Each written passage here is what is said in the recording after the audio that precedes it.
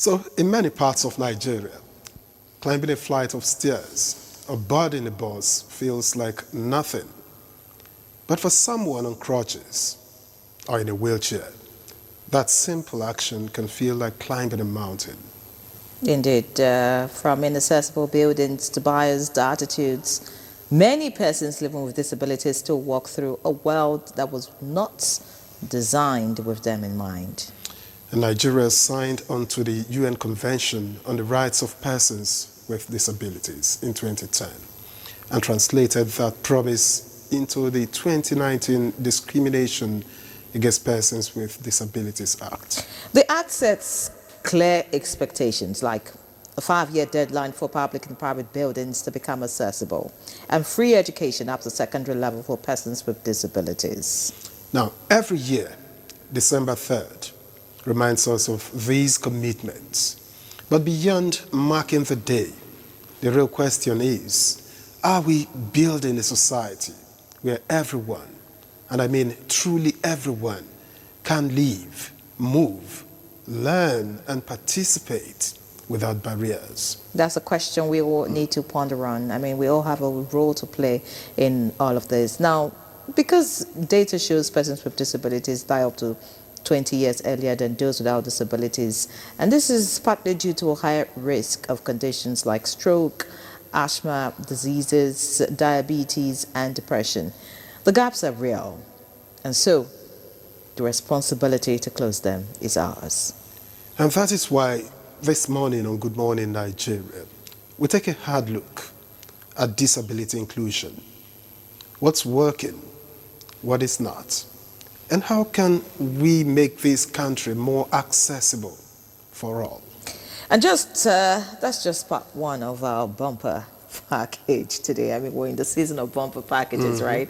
I mean, the festive season where you get to, buy one, take two, and all that kind of stuff. So on Good Morning Nigeria today, we're in that mood too, because after our first topic, we'll be talking about the latest profit declaration by NNPC Limited and what it means for the economy. So we urge you to stay with us. You're still watching Good Morning Nigeria live on the network service of the NTA. And just before we begin our conversation this morning, which is on Amplifying Inclusivity in Nigeria, let's quickly take a look at this background report put together by our correspondent, Ibrahim Bello Gunda. Several efforts have been made to promote the rights and inclusion of vulnerable members of the society. However, persons with disabilities in Nigeria are constantly faced with several barriers to their full participation in social, economic, political, and environmental cycles. These challenges are attributed to societal prejudice, misconception, limited resources, inability to access necessary facilities, resources, education, and employment discrimination, among others. Nigeria has made a significant progress on inclusivity for people with disabilities, including the ratification of the Discrimination Against Persons with Disabilities Prohibition Act and specific state laws aimed at ensuring people living with disability are carried along. However, significant challenges still persist due to poor implementation and enforcement of these laws, with key barriers ranging from accountability issues in public spaces, education, transportation, alongside social stigma and limited access to economic opportunities. Despite these challenges, it is imperative to recognize efforts to improve inclusivity through various strategies, such as creating awareness, promoting inclusive policies, implementing community-based rehabilitation programs, among others. What are the immediate obstacles to inclusivity in Nigeria? How can Nigeria ensure gains recorded in promoting inclusivity are improved? And how feasible is it for Nigeria to attain the full status of an inclusive society? These and more are some of the questions guests on Good Morning Nigeria will find answers to. Right, many thanks, Ibrahim Bello Gunda, for that background report. And joining us to discuss this topic, let me make welcome here in the studio Ayuba Gufwan, Executive Secretary, National Commission of Persons with Disabilities. Thank you very much for joining us on Good Morning Nigeria. Good morning. Thank you so much.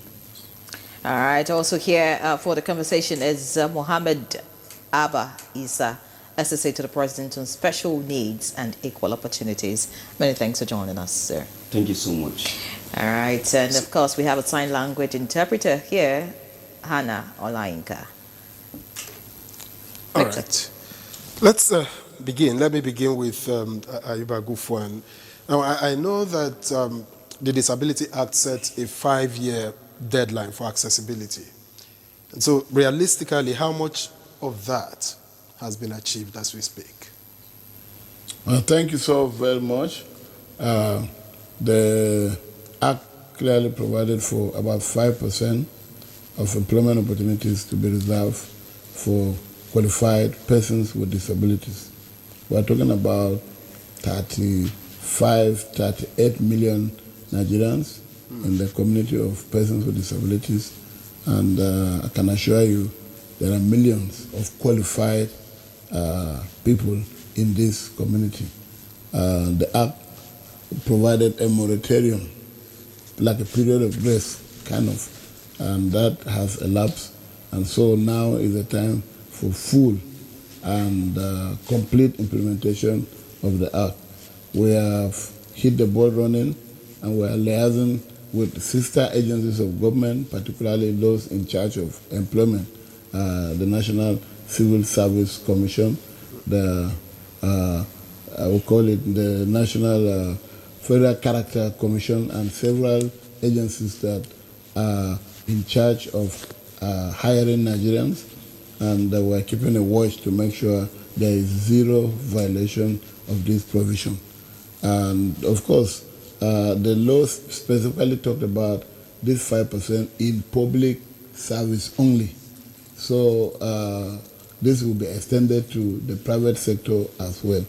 In some other climes, there are special taxes that the laws impose on the operators in the private sector who are unable to meet the quota reserved for the persons with disabilities. Then they pay some special taxes in lieu of that quota, and the funds are used to run social services for the persons with disabilities in general.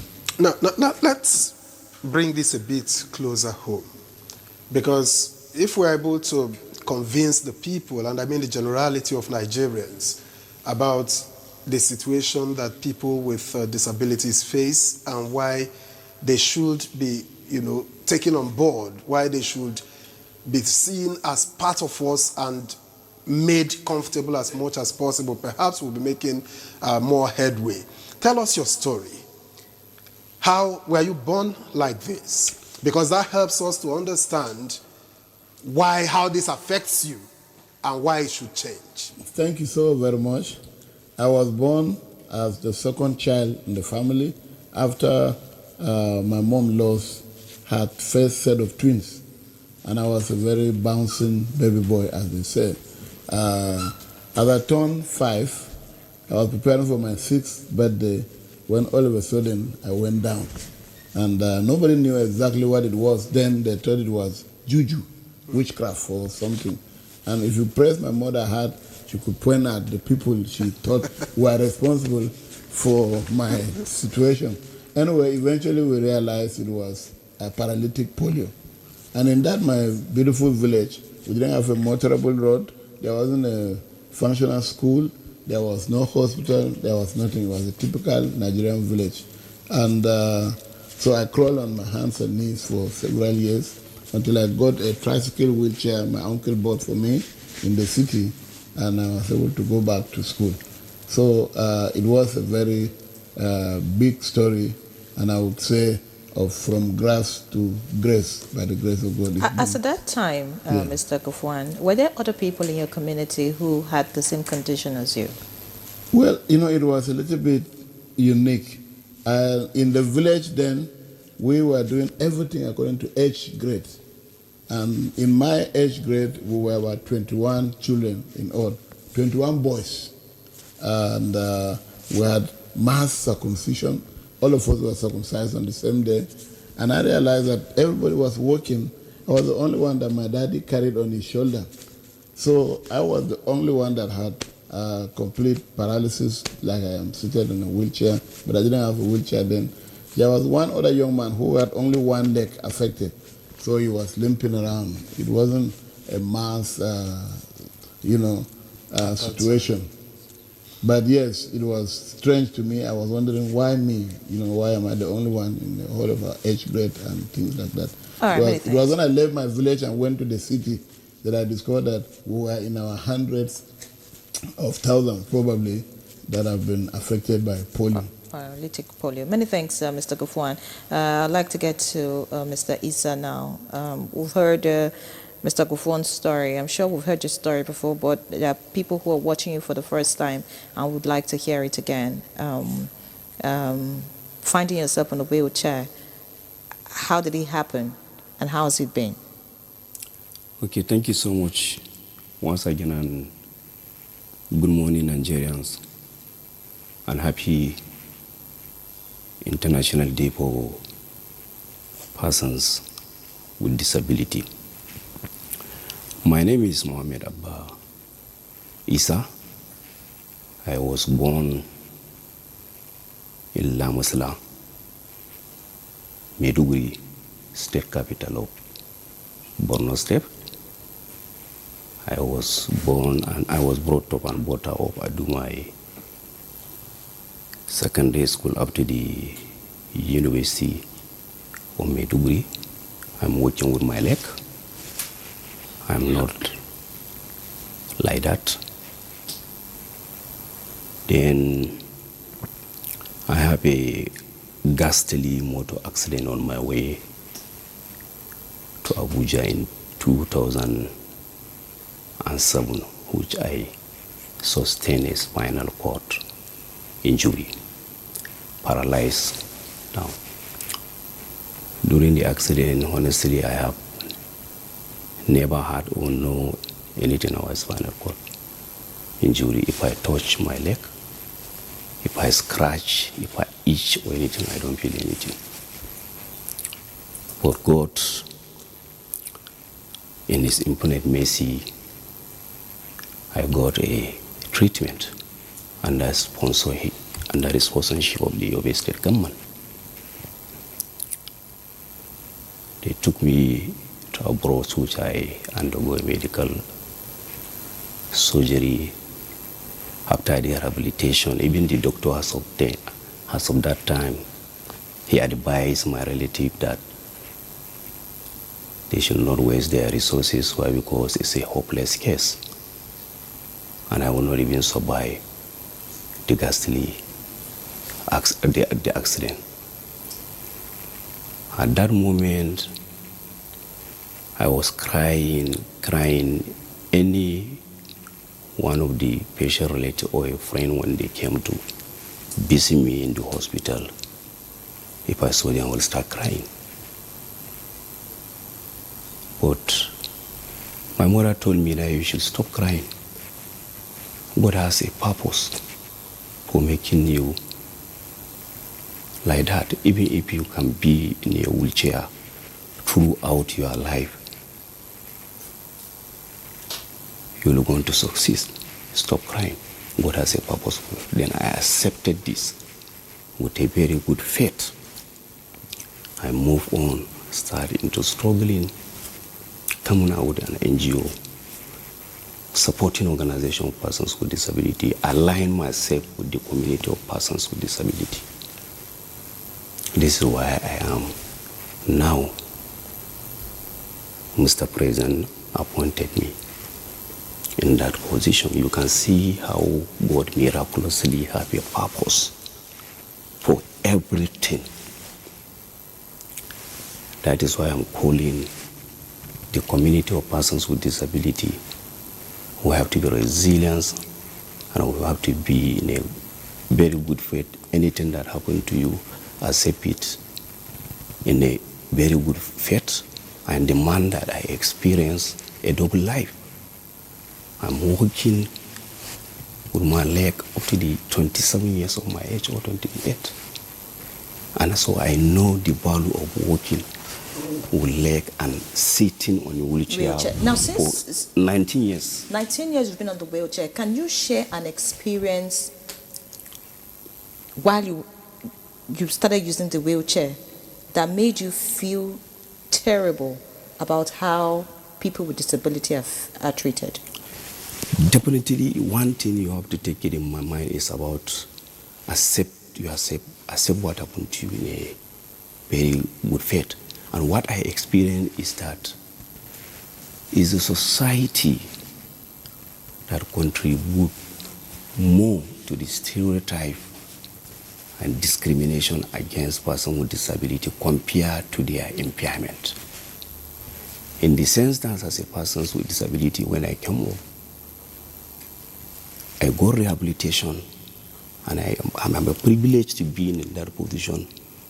What of an ordinary man that does not have that opportunity when this thing happened to him?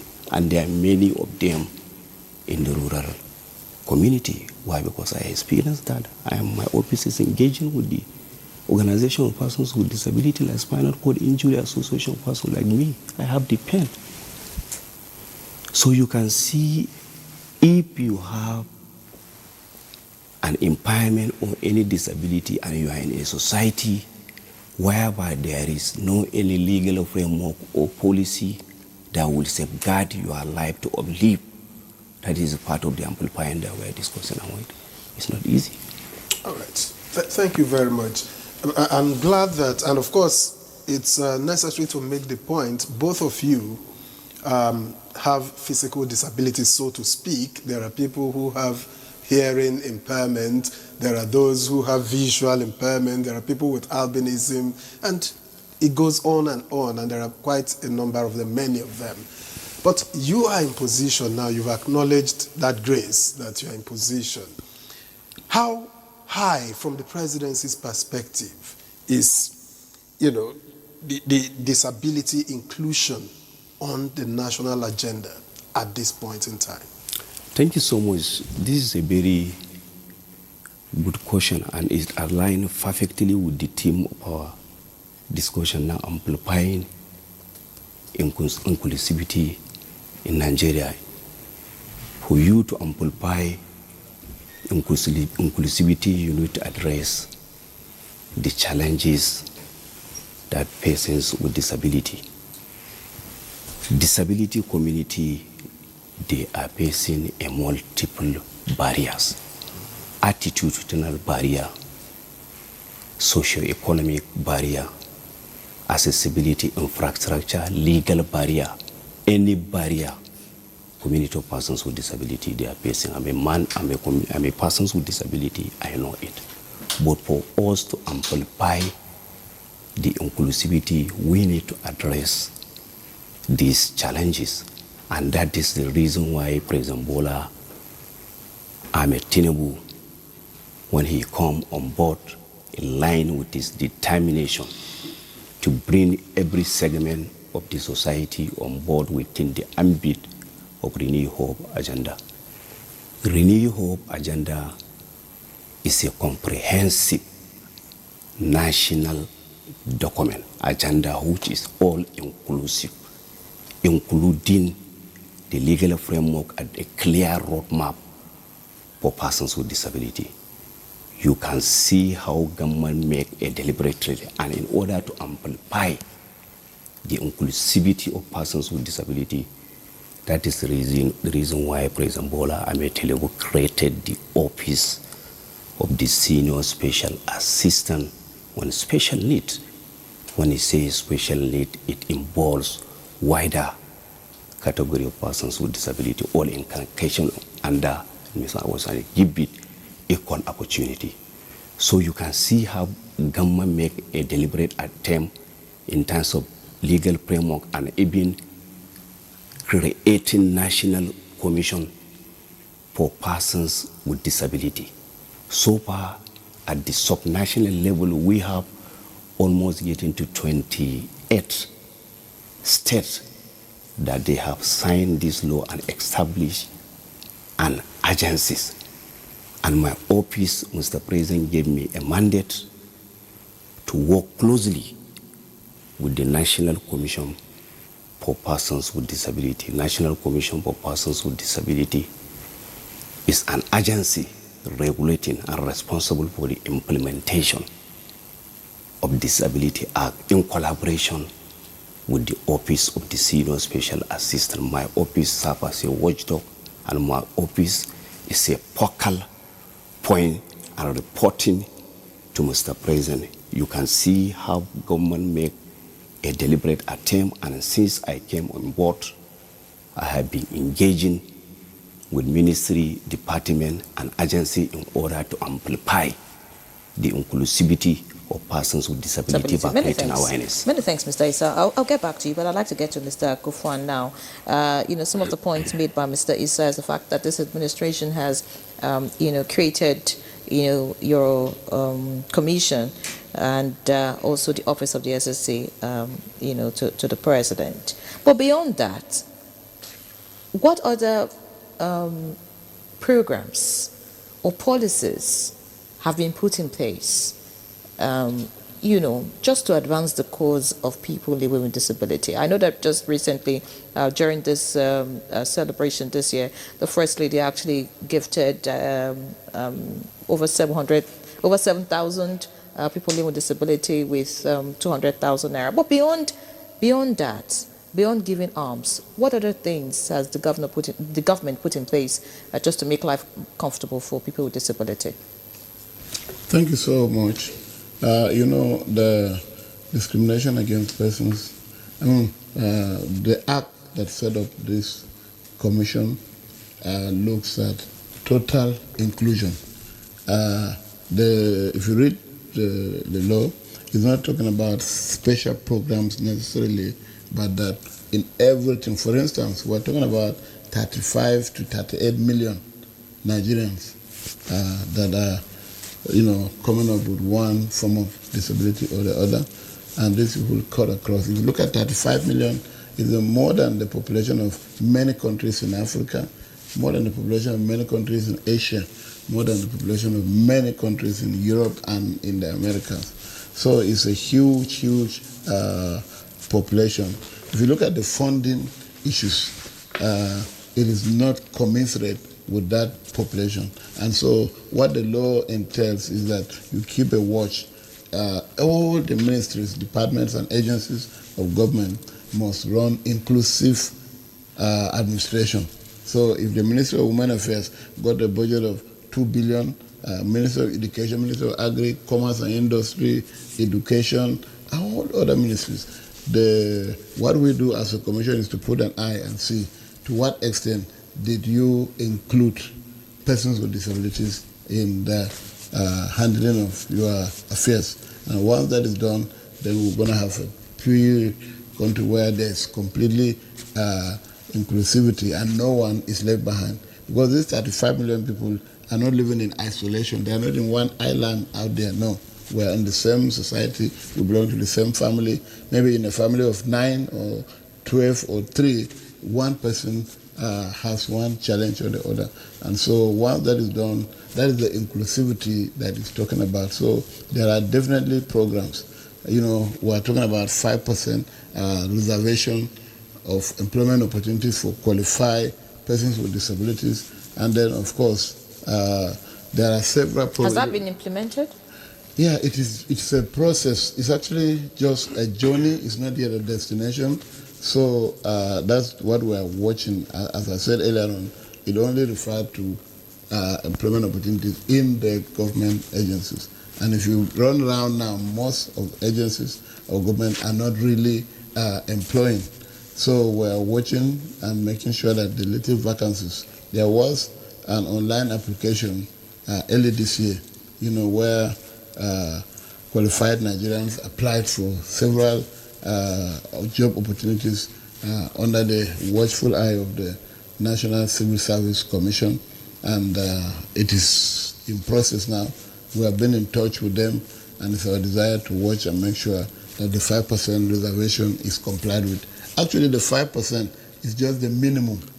It doesn't mean that of all the qualified people, only 5% will be employed, but it's simply looking at least it shouldn't be less than 5%. It can be more, of course, because there's ability and disability, and so we have many of our men and women that are qualified and more than eager to contribute their quota in the nation building process. Beyond employment, what about access to buildings, access to infrastructure?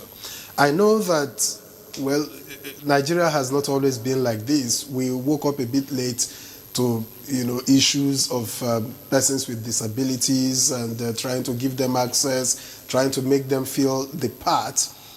But how are you, as a commission, enforcing compliance in buildings, at least new buildings, if we are unable to make amends to the old ones, which there shouldn't be a problem doing that?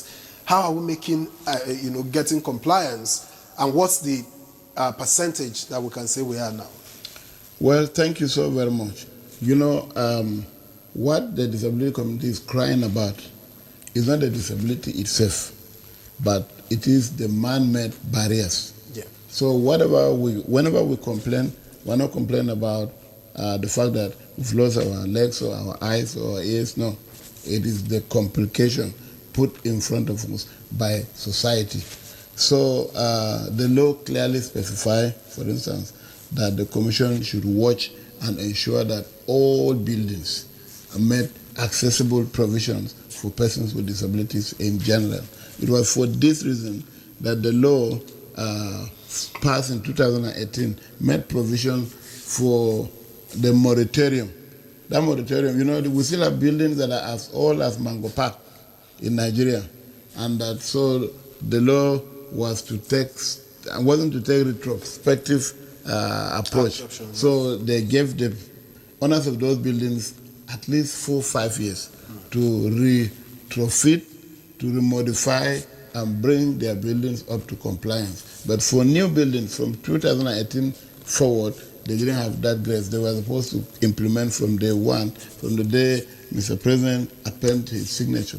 And are they? Yeah, so what we're doing now, well, several of them, of course, they haven't, but we have set the machinery in place. We have produced in the National Commission the certificate of compliance, and then, of course, certificate of accessibility. Certificate of compliance is looking at, if you come to an organization, maybe we come to NTA to conduct an audit.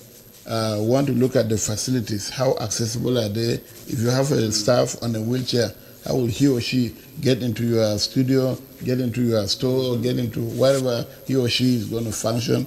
And then that is as far as accessibility is concerned. But in terms of compliance, we want to look at the nominal role of the agency.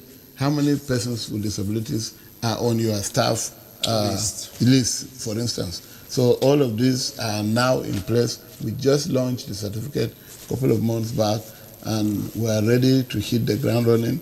And we're dishing out our communication to all the agencies, and our accessibility team will hit the ground running to take an audit of all agencies in the country to ensure that the 5% compliance is in place and that persons with disabilities are not left behind any way. Many thanks, Mr. Gufon, ensuring that persons with disabilities are not left behind. We're open to receive questions and comments, so our viewers can, of course, use the number on the screen to send in their comments and questions. We would read them, and I'm sure our guests will respond to them. I'd like to get to Mr. Issa now. Mr. Gufon has spoken about access to buildings and all of that, but I want you to speak about attitude that is still hindering inclusivity, in Nigeria. Speak about attitude, and then how can we shift our mindset away from charity to real empowerment for people with disability? Thank you so much. This is a very good question. The mindset of the attitude of our people is a major challenge of community of persons with disability. The reason why I'm saying that, look at it the way how ES is saying. We have all the legal framework, the treaties, Nigerian align, they are safe, and we have a law that is responsible for protecting the dignity of persons with disability. and we are in the post-monetarial, and the implementation is too slow. Why? We need to amplify. Amplify in the sense that we need to start making action by imposing the compliance. The National Commission for Persons with Disability, there is need for strengthening coordination between the existing agency and the Office of the Senior Special Assistant for us to impose compliance. Mr. President gave a directive that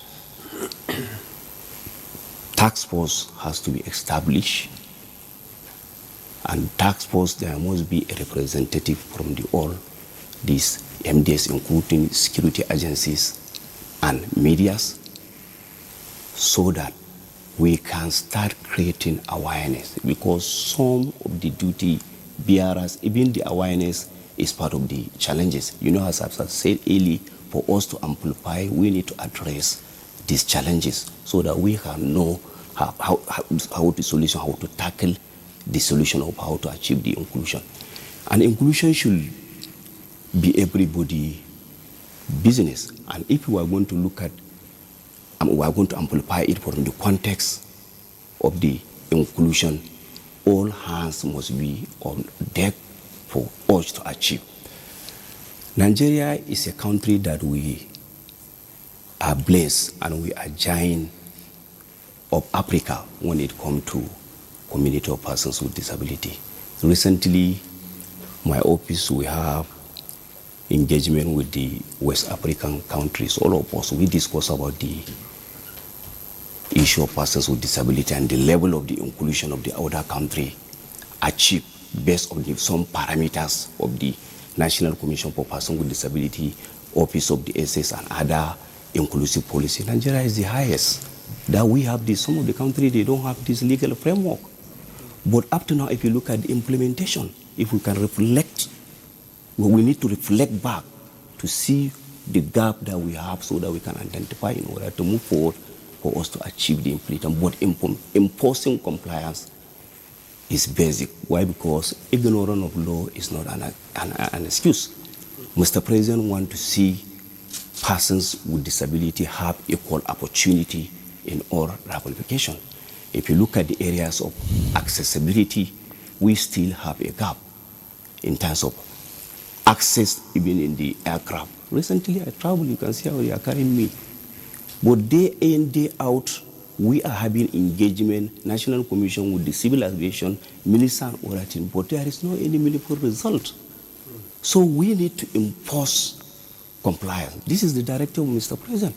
And very soon, the Office of the Senior Special Assistant, in collaboration with the National Commission for Persons with Disability, we are going to inaugurate that committee so that we can start imposing compliance on the other agency. That's it. And how is the presidency trying to, at least on your watch, how is the presidency coordinating to ensure that ministries, departments, agencies, and indeed other tiers of government are working together to enforce this compliance and not in silence?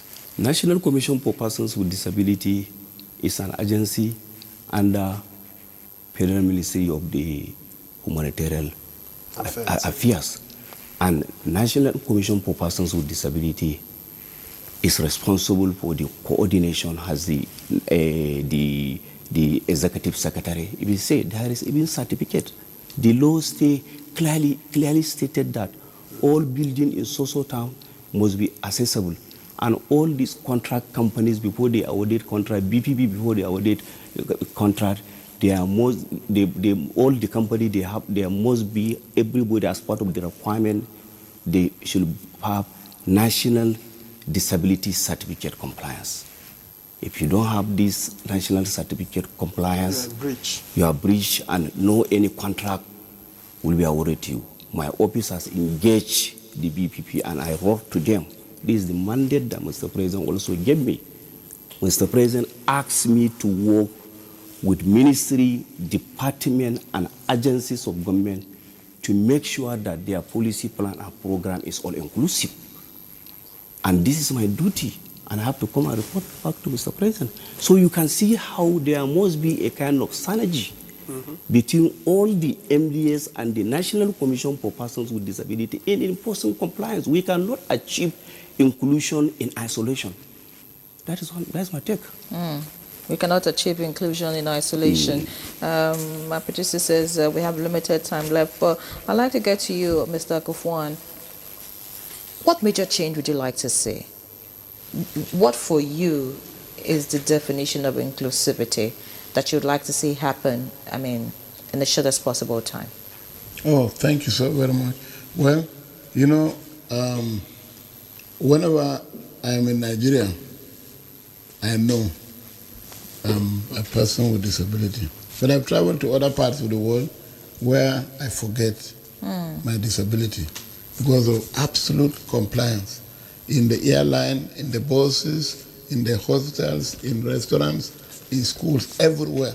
Everywhere is made to fit. Just at the touch of a button, everything aligns. So I would love to see a Nigeria that is completely accessible to all persons with disabilities. You know, as we are not just the giant of Africa, we are the most populous country. It's believed that if our current birth rate continues in the next 25, 30 years, we will be the third most populous country on earth. After India, China, it will be Nigeria. And so we cannot have this mass of people, and we're struggling with this or that as far as disability is concerned. We are going to be, and we are already a global destination, and we wouldn't love a situation where people come from around the world and everything is stagnated. So I would love to see a Nigeria that is completely compliant, just as any other country in the world. But beyond accessibility, what about education? Because what's on my mind is people who are visually impaired, who are hearing impaired. Do we have enough in terms of education to cater for that category of people? Yeah, beautiful question. We have, upon my assumption of office, we tried to explore. I visited all the institution and regulation agencies, went to National Universities Commission, National Commission for Colleges of Education, and the NAPTEC. There are certain laws that are discriminatory. For instance, Nigeria is yet to have a setup where you can teach a blind child mathematics. You know, they're going to tell you quadratic linear equation, if X is this, find Y or whatever, you know, map reading. And Y is very difficult to find. Yeah. You cannot find Y. We'll be looking for Y all through our school days. Anyway, what we wanted was that for children with visual impairment, do not make mathematics compulsory for them for now, until we put in place the enabling environment where they can learn mathematics. And look at somebody who is deaf. His only language is sign language. So you can't teach a child sign language from nursery school, primary school, secondary school. Then it comes to SS3, then you say you must pass English language. It's like you now, that you can speak this Queen's English. If all of a sudden somebody say you must bring a credit in French, maybe you did French, or maybe a credit in German, or one other language, all of a sudden, so it's a big problem. And in the disability community, we discovered that forcing a deaf child to bring a credit in English, you know, in English language, you even have oral English. How will he pass oral English? He never spoke it. All he knows is sign language. So what we are pushing for is that the federal government should make sign language standard of measurement. So if a deaf child fails sign language, he has failed. But don't impose English language or Hausa or Yoruba or Igbo on him all overnight. So we've done this to pave way because it's hindering the progress of some persons. Would that mean grouping, you know, persons with disabilities together so that you can probably create a curriculum for them that is, you know, workable for them and with them? If you do that, there is a risk. You are not talking inclusivity anymore because you are separating them from the rest of the people. So how do you strike this balance? No, sign language, for instance, is already a language. In fact, there is a Hausa sign language, there is Igbo, there is Yoruba, and there are other groups. So there is a beautiful curriculum in sign language. As I said, from crèche, these kids are taught sign language. So it is the only language they know, and they can speak it. See what Anna is doing.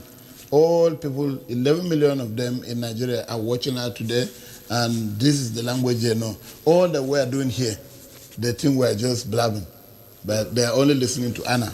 And if you now ask them to, so we have pushed, and it has been accepted, and I can assure you that anytime from now, the National Universities Commission, through JAM, will take off English language as a compulsory subject. All right, we need to wrap up, but what would you like to see being done differently in the health sector?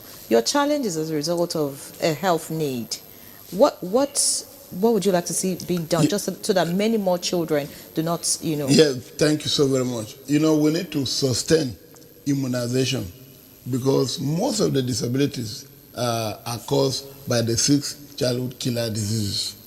And then, whether polio, whether meningitis, whether diphtheria, and all of them put together. And of course, we remain the most accidented country in the world. There are more grievous accidents in Nigeria than any other country in the world. We've held that position for more than 30 years. So we need to do well in ensuring the safety. Sometimes it is not the accident itself, but it is how the cases are managed in the hospital that leads to complications. We definitely need to take health very serious. Many deaf women have gone to hospital just to deliver their babies, and because of communication barrier between the deaf woman and the medical personnel, she lost her baby or even lost her life. So we are working. We don't need to have Anna interpreting only in NTA. We need interpreters in all our hospitals and all our emergency situations, so that when a person with hearing impairment comes, he or she can be attended Many to. thanks, Ayuba Gufwan, Executive Secretary, National Commission of Persons with Disabilities. It was indeed an honor to have you, and of course we wish you the very best as you continue to pilot the National Commission of Persons with Disabilities, hoping that more policies and programs would advance the lives, or if you like, better the lives of people with disabilities. Thank you for being our guest this morning. Thank you so very much, and good morning, Nigerians. All right. Also, would like to appreciate Mohammed Abba Isa, Assistant to the President on Special Needs and Equal Opportunities. Like a positivity, and we hope that the energy continues to spread, and of course, those with disability would also be as positive as well. Thank you so much for being our guest. Thank you so So much. that's the first leg of our conversation this morning. We have something else, and juicy. It's about money. Please stay with us. It's still Good Morning Nigeria, live on the network service of the NTA, and right now we'll be exploring the NNPC Limited latest profits declaration, matters arising, and joining us is Majid Dahiru. He's a journalist, a columnist, and a public affairs analyst. Many thanks for joining us on the program. Thank you very much. Right, we have also been joined here in the studio by Elemi Uhegbe, who is Executive Director, Make a Difference Initiative. He is also a public policy analyst. A pleasure to welcome you to Good Morning. The pleasure is mine. Good morning. What's extraordinary, if I may start with you, about the NNPC Limited's declared profit? Okay, it's steady progress being made. Perhaps we won't be describing it as extraordinary, but we will say that the necessary baby steps for progress is being made. It's modest progress.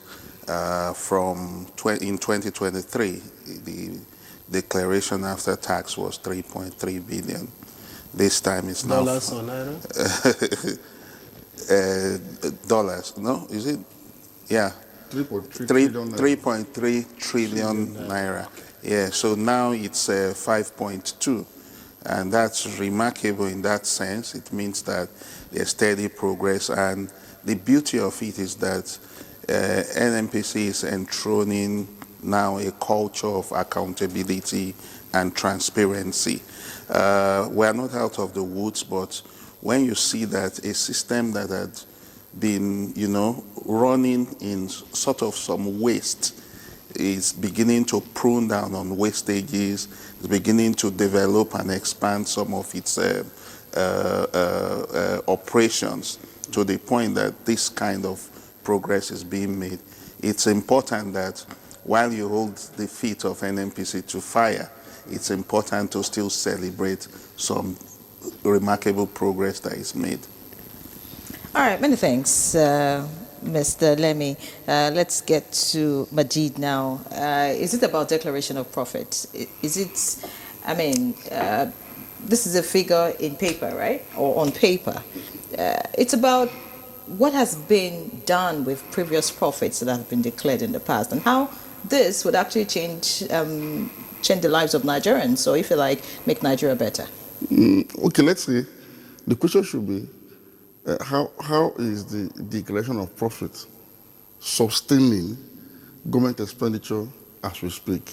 Whichever way, you just change the grammar, but it's the same thing. So what I'm trying to let you know is that NNPC, being Nigeria's national oil company, and you know that Nigeria is a major oil producer in the world, so whenever NNPC makes profit, it simply means that the wealth of the nation has grown and goes a long way to sustaining the current government expenditure, which includes public service, public servants' wages, money for infrastructural development, and delivery of basic social service to the people. So that's what NNPC has been doing over the years. So each time you have a profit declaration, it means it has gone into government kitty and it is distributed across the three tiers of government: the federal government, the states, and the local government.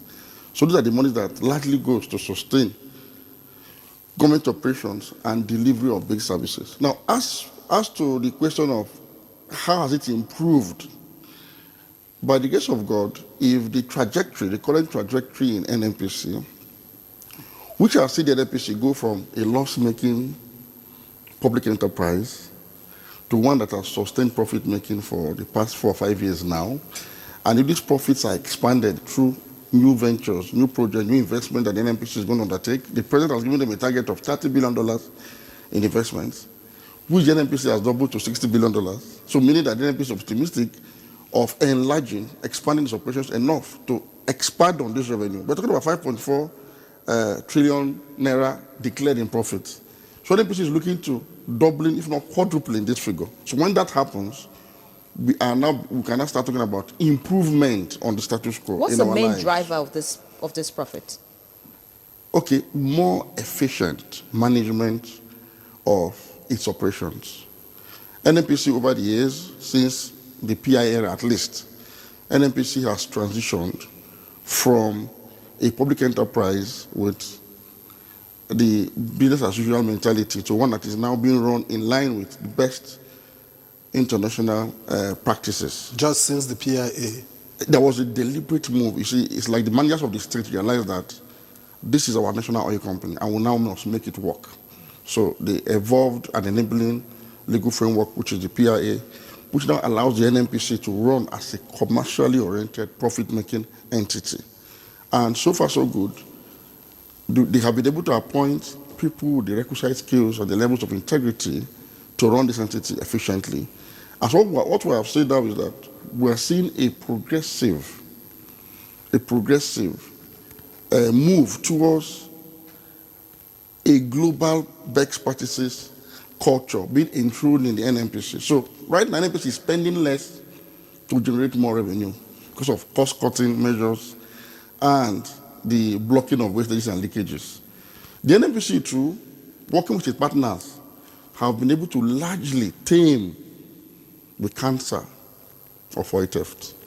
So they are optimizing oil production. So when you produce from the field, almost all of the oil now gets to the export terminal. So NNPC is making more revenue because they have been able to work with their partners, the military, and other critical stakeholders, including private contractors, to stem the tide of oil theft. And NNPC too has expanded its product, its business enterprise beyond just crude oil or upstream and downstream crude oil activities to gas. NNPC is pursuing aggressively expansion in gas infrastructure, because if you agree with me that gas is the future that begins today, then you now understand why NNPC has moved to leverage on all of its assets to meet up this level of profitability. It is not where we want to be, but it's a huge improvement from coming from a loss-making enterprise to one that made the modest. I didn't hear you talk about removal of oil subsidy. Is that a driver?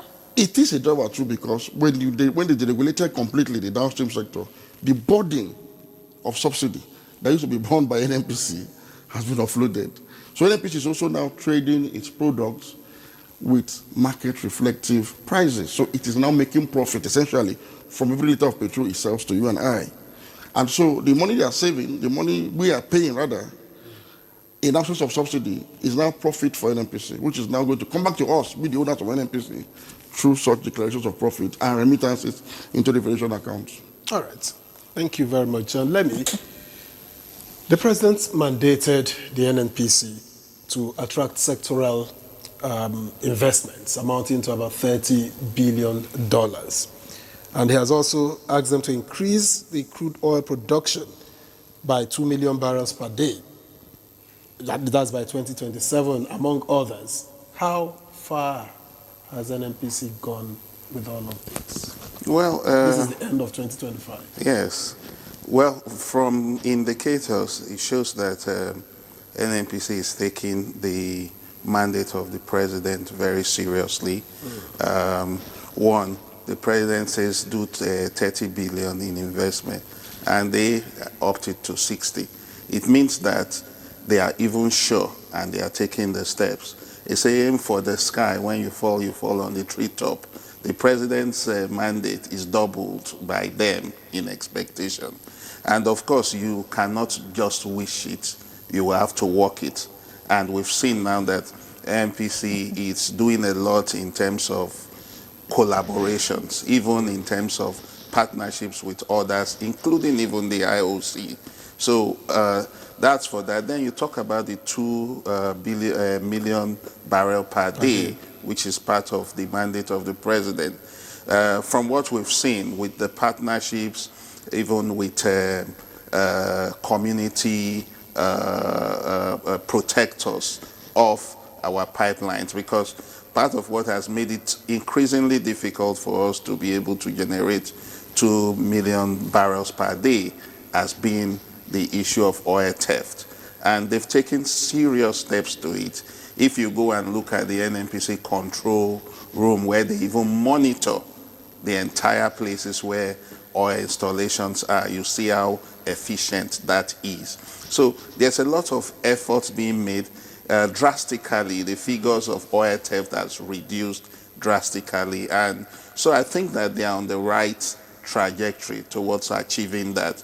Well, again, like we say, it's important for stakeholders to hold their feet to fire, so that, you know, if it's all about songs and praise, sometimes people lose the drive to meet their mandate. So the essence is to call on the management not to relent, to continually ask for... I was going to come to praise, because critics will easily point to the fact that the NNPC over time has had this opaque nature of remittances to the Federation account. Is this model, the model that you say is yielding profits, has it changed the opaque nature? How transparent is the NNPC today? Well, as it is, I do think that they've done their bit. So we'll be talking about maybe the Ministry of Finance, talking about the Auditor Generals. Those are the ones who will play their role in looking at the books. But when it comes to, in the past, you will not even find NNPC even easily coming out to declare, this is what we have earned, this is what we are doing, this is how much is coming.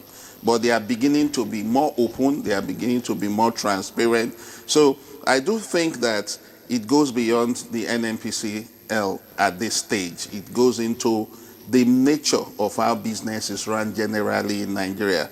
We need to have everybody in the chain of accountability do their own part. But I do think that even being able to open the books to Nigerians and say this is where we are speaks to the fact that we are not where we were before in terms of accountability, in terms of opacity. It's no longer that opaque. It's about what does government do? Not that opaque, but still opaque. No, they've opened the books. So maybe those who are accountants, those who are statisticians and co will look at it, and if there are questions to ask, may ask questions. But you see, when a man opens his door to say, I am open, check me out, then you would need to at least give the person the benefit of the doubt. We cannot be using, yes, there's been, in a long time, there's been the issue of public confidence. So when they even are open, we still have this, you know, suspicion and all that. But they've done their part, like I said. They've opened the books, they've told us this is what it is. It is for the media and, of course, those who are to hold them to account to also interrogate what the figures that have been given is. But we are not where we were. There's progress, and the fact is that at least they feel now, being a commercially driven firm, they feel obliged to accountability, to telling us this is where they are. It really wasn't so until the past few years. All right, so many thanks, Lemmy. We need to take a break now. When we, okay, I hear that there's no break, very interesting. But, you know, all of this, looking at the motto of the NNPC, energy for today, energy for tomorrow, and all of that, and then this profit coming in now. A lot of people are asking, or a lot of Nigerians will want to know, what does this guarantee, you know, for the oil sector in Nigeria? What is this likely to transcend to? Because, I mean, declaring profits, you have said, well, it's going to go into government spending and all of that. But Nigerians will want to see that, well, petroleum products are more affordable. Gas, there was a major issue. You talked about gas earlier when you were talking. I mean, just a month ago, there was scarcity. The prices went up and all of that. So beyond declaring profits, Nigerians will want to see that they can, I mean, afford these products for as cheap as possible. Okay, this question are we looking in that direction? It's a political economy question. And it's a valid one, really. Because what you're essentially asking is, for an oil-producing country, when we have a national oil company like the NNPC, which is our own equivalent of Saudi Aramco, Petrobras of Brazil, Qatar Energy of Qatar, when we have such company also bringing in revenues, how does it translate into making life better for the ordinary citizen? For me, I would want to believe that if NNPC continues on this trajectory of profitability and expands the base of its profitability beyond what it is today, and the managers of the state, the government itself, is able to prioritize citizens' welfare, a time will come, in my opinion, that if we have enough cake to go around from the revenues generated by the NNPC, there's a possibility, for instance, that public workers' wages and salaries might be increased to a level where the affordability of energy becomes our reality. And nobody says, for instance, Nigerian workers cannot have or enjoy a minimum wage of 1 million naira if the revenues are there. And I believe that a responsible government, if they can afford such revenue, such amounts of money to be paid as minimum wage, for instance, we do the needful, because that will be the benefit to us as citizens when we have an entity such as the NNPC bringing in voluminous revenues. So I think the managers of state will now need to start prioritizing our welfare by, for example, looking at increasing minimum wage far beyond the minimum to a living wage. So with that, you cannot afford petrol in your car and afford gas in your kitchen. But until then, NNPC needs to be encouraged to continue on this path, to expand its revenue base to such a level where the conversation today will no longer be the profitability of NNPC alone, but this profit that has come in, government, how much of this are you going to deploy to make our lives better? But we are not there yet, because like I said, NNPC is transforming from an underperforming company that was grossing losses to one that is now making modest but steady profits in terms of revenue earnings. We need to sustain this for a period of time. Probably by 2027, when the target that was given to the NNPC is being met, and we now look at their revenue stream and the profits declared, we cannot say that this profit is enough for the government to increase or to transform our wages from minimum wage to living wages. For instance, invest in public school systems, invest in public healthcare management system, access to rural roads, infrastructure, and even subsidize food maybe. But we're not there yet. Because for a country of 200 million people, 5.4 trillion in profit from our major source of foreign exchange is still not enough to improve the status quo. It can only sustain what we are being given today. So the focus for now should be, how do we continuously bake this cake to enlarge it to a size where it can actually go around and make our lives better? In baking this cake, would you say that the operations of the NNPC has been transparent as much as possible? Because it hasn't been in the past. But it is becoming more transparent today, and I'll tell you why. You say, what is about leadership? When the managers of the state took that decision to sign off on the PIA, they knew that they had committed class suicide in a way, because they had now ceded the authority and powers to the NNPC to manage itself like every other corporate entity, and that is a limited liability company.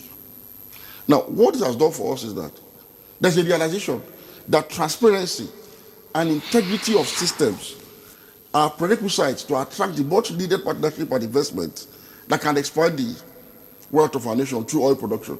So if NNPC is not being transparent, it cannot hope to attract the level of partnership and investment it requires to unlock the enormous potentials in this country and be the target of the president.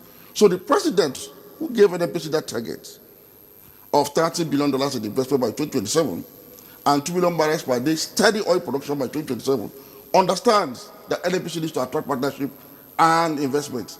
And to do that, NNPC must be transparent to the would-be partners. They want to see the integrity of the system. So that now rubs off on us as a people, positively. It means NNPC is now mandated in its own interest to be transparent and to be high on integrity. Otherwise, nobody will come and invest in your project or collaborate with you. All right. Thank you. Let me get back to levy. This profit, well, looks good, at least on paper. But what should it mean for host communities, for instance? Shouldn't it translate to stronger commitments to host communities? Yeah, like we said, the profit, it's even not where we should be. It's maybe steady progress. Well, we're somewhere. It's not where we should be at all. NNPCL needs to continually reinvest these funds, some of these funds, into expanding its operations, because you cannot like consume even your harvest and your seeds. But at whose expense? Because the more you do, whether you are drilling more, whatever you do, is at the expense of host communities in some cases. The PIA, so why are they not getting their fair share? The PIA makes provision for host which is communities. Not honored. It makes provision which is for not host honored communities. the last time I checked. Yes, what we need to do in that regard is to advocate more, call the attention. Host communities too cannot be silent. However, because it's not for lack of laws in our country, it's enforcement, it's execution that is the problem. But in situations where host communities do not get this, they cannot be silent, and it's our responsibility to also ensure that the PIA is executed to the latter. There's no reason why you make provisions, because these host communities are actually, they suffer a lot from hosting this stuff. For instance, there's a lot of environmental degradation, there's a lot of health hazards and all that. And that is what the drafters of the PIA contemplated when they made those provisions, to make sure that they can get what you would call a remediation for what they suffer. It's important that we also call on government, NNPC Limited, to do the needful to ensure that it is not observed in breach. And I do think that the current management, in view of where we've been coming from, is making a lot of efforts in that direction. but you do not leave it. That's why it's important you've raised it, because you cannot kill the goose that lays the golden egg and expect an omelette for breakfast every Let day. me, I'd like to come to you because, he's optimistic that, or rather, he feels that the NNPC is moving in the right direction. Transparency is becoming clearer in that organization. But do you agree with him in terms of transparency? How open is the NNPC? Now, speak to us about measurements of crude from the point of production to the point of export. Is that process transparent? And I would like to also find out, while we're declaring profits and all of that, Nigerians will want to see refineries work. So, I mean, what should we be looking at? What should be the peg for the NNPC? Is it declaring more profits? Is it having accurate statistics about what we produce, what we're exporting, how much exactly is coming in? And of course, like Victor tried to say, having the host communities benefit from all of this. Yeah, we definitely need clarity on all the steps, as it were. And I think that is part of why there is the briefing and the release of these figures of this report. But I do really think that it's important that, one, the host community is taken care of as provided for by the PIA. It's also important that, and I think I've had conversations, unofficially, with some of the top management people, and I understand that they are looking deeply into the lack of functioning of our refineries, because imagine that the Warri, the Port Harcourt refineries were up and running, then we'll be talking about more profits being declared, as it were. So I think that that is part of what they are working on now, and that's the essence of all the partnerships they are forging. Now, these partnerships will not even be attracted, investors won't be attracted if there is no transparency, if there's no accountability, and I do think that the management is very aware of it, and that's why they are making the amount of efforts they are making in the process. That industry is not an industry that is really as clear to the ordinary person as it were. So, and why is that? So, yeah, because it's a specialized industry. It's not like you just buy tomato and you sell. It's a specialized industry, and that is why they would also do more in terms of public communication, because public communication, that means their media teams would have to be able to break it down, in detail, because we just know that people want to drive into the petrol station and buy their fuel, and that is what the consumer is really more concerned about. But it's an important aspect of the growth of NNPC for communication, public communication, to be clearer and better. Once that is done, you see that even public confidence too can be restored. You would even see that even host communities would be able to have the channel where calling attention also to what is not being, the benefits they are not getting, even as prescribed by the PIA. I like the fact that you have mentioned refineries, and I'll take that to Dahim. Will Nigerians be expecting too much if they now say, okay, since you are making this much profit, refineries should begin to work, and optimally too? No, would they be expecting too much to say, okay, you are making a lot of profit, why are we still paying so much to buy fuel? Okay, first, you've asked a double-barreled question. The NNPC has prioritized the revitalization of its 4 refineries. Like before? They tried a model that didn't work. I can assure you that even some private refineries in Nigeria are right now experiencing challenges from the model they adopted from construction up until this point. And so they are recalibrating. And so the NNPC is looking for better alternatives as solutions to our lack of refining capacity as a state-owned enterprise. I'm a statist, and I'm very enthusiastic about state-owned enterprises. So that is very much in the front burner. The GCU of NNPC has made it quite known that they are still committed to revitalizing the refineries, even if it is going to be through PPP arrangement. That is ongoing. No timeline yes, but it is ongoing. And so Nigerians will be right to expect that indeed something should be done about that. Now, you talked about affordability of petroleum prices. The sector has been deregulated. So the price you are seeing today is market reflective. Cost of production, cost of crude, cost of refinery, cost of freight. But to make it affordable, for instance, if the price of petrol is, say, on the average, 1,000 naira per litre, to now make it affordable is for you to have an increase in the size of your pocket. Since government has removed subsidy. So what we're going to be advocating for that is this. Government, as we're making this revenue, increase the size of our pocket as citizens so that 1,000 naira a litre of petrol is no longer a problem. That's why I said, by the time we grow this revenue to a certain level, we'll come back to this conversation and say, why not pay us a living wage now? Because look, the government of Nigeria is the largest employer of labor in Nigeria, the federal government. So if you inject living wages, for instance, into federal workforce alone, it will reflect the economy such that the effect of your spending as public sector workers cannot create enough revenue in circulation that can make people now afford it. So affordability is key here. So if you look at some other jurisdictions, if you convert the price of petrol in naira to the currency, it might be almost at par. But the reason is that they can afford it with their $12 an hour minimum wage. So we need to really go to this revenue and ask that please, we the owners of NNPC, give us more through an increase in the size of our pocket so we can afford.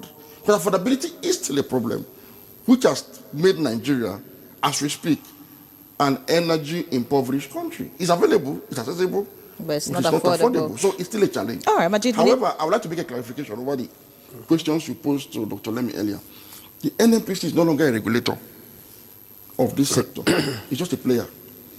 So the NNPC is like any other company. It's like Total, it's like Rain Oil, it's like any other company.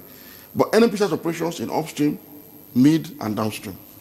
So if you want to talk about crude inventory, those that are responsible for giving account of the quantity of crude explored in Nigeria and exported, it is the NUPRC. So the NUPRC is the custodian today of the upstream. So they are regulating the NNPC. NNPC itself cannot be in a position to give you such figure. It can only give you what it controls on behalf of the federal government, with you and I as the major shareholders. So that's the question I wanted to make. All right, Majid, we need to wrap up this conversation quickly. But, you know, critics believe that political interference undermines an NNPC performance. That's true, no doubt. As of today, how insulated is the NNPC Limited, or was still in that web? What I can say is that, please, government, allow NNPC to breathe in your own interest. Because if they breathe... What do you mean by allowing NNPC to breathe? That is, there should be no political interference. I don't know the level of that interference now, whether it is still there, whether it is not there, I do not know. But as critical stakeholders, we are saying to government, look, allow NNPC to breathe so that they can do their job, they can deliver on their mandate enough to bring in this revenue. You can even now do with it as you like. That's a different conversation. But if you do not allow the cow that produces the milk to grow fat and be healthy enough, the cow dies and milk is not produced. And both you as a government and we as a people remain stranded and become malnourished. So allow this company to thrive. When it thrives, it will bring in the revenue. You are the one that are going to decide how the revenue should be spent. This money, for instance, that will be remitted into the federal account. I'm not designated to the account. It is the federal government, state government and local government accordingly. It will still come to you, but be patient enough to allow it to generate this revenue in terms of profitability. Then you cannot decide what to do with it. Even if you like, pay yourselves more, give yourselves more privileges. When that time comes, we'll have the conversation around what is the sharing formula between we the people and you our leaders. But in the meantime, allow this cow to breathe, that produces the cash to remain healthy, fat, and nourished. Earlier, when you spoke, Majid, you said the NNPC is ours. Like it's Nigerians, it's our company. Yes. But public trust in the NNPC is very low. What would you expect the NNPC to do differently in the next? Its performance should speak for it. I mean, we should go to a time where nobody needs to call anybody to ask, what do you think NNPC is doing right or wrong? So its performance will speak very loudly. But one thing I can say is I trust in the trajectory they have embarked upon. Sustainability is key, and performance, outcomes. It's not just intentions. Now, I want to see performance. We want to see them meet, targets and exceed such targets. And by that time, nobody needs to talk about NNPC anymore. Nobody needs to talk about for or against NNPC. NNPC would have spoken for itself. All right. Through its performance. All right. Just before we go, in 30 seconds perhaps, what is that one metric that I think NNPCL should be measured by going forward? Yes, being able to deliver on its mandate, be increasingly open, be cost-effective, cut out wastages, ensure again too that host communities themselves get the benefit of the PIA.